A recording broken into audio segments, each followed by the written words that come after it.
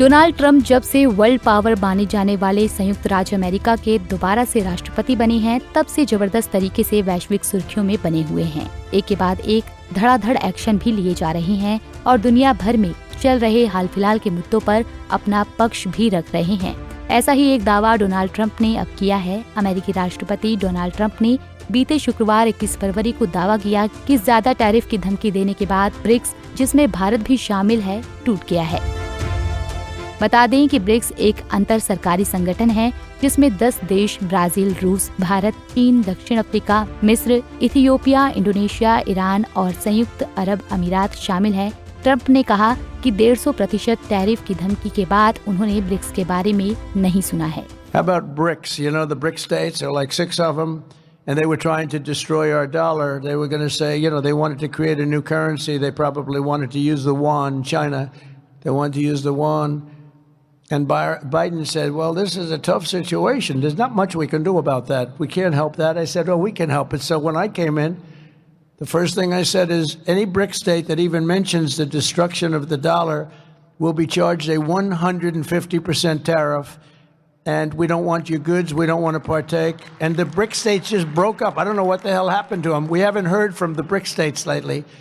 But he said that wasn't much we could do about it. There was a lot. It took once, and literally, they said, sir, what about the BRIC states? They're going to take over the dollar, the sanctity of the dollar. They're going to create a new currency to rule the world. I said, no, they're not.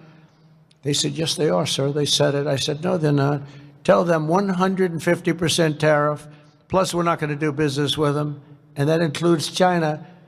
And all of a sudden, they went to the BRIC states and they said, could I ask you, how do you feel about that? I have no comment on this. I don't know what you're even talking about. It was an amazing turnaround. No, we're not playing games. Just this week, I officially designated the drug cartels as foreign terrorist organizations, including Trendy Aragua and MS-13, which gives us great power.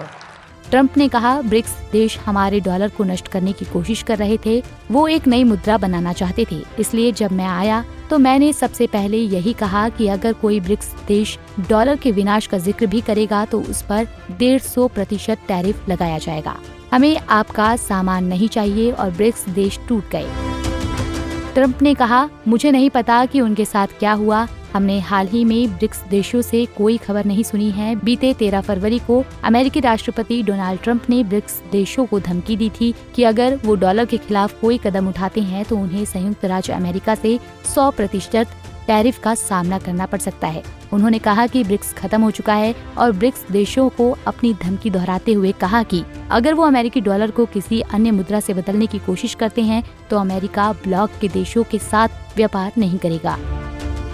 अमेरिकी राष्ट्रपति ने पदभार ग्रहण करने से पहले ही ऐसी चेतावनी दी थी जिसमें कहा गया था कि यदि ब्रिक्स देश नई मुद्रा जारी करेंगे तो उन्हें अमेरिका में आयात पर 100% शुल्क का सामना करना पड़ेगा।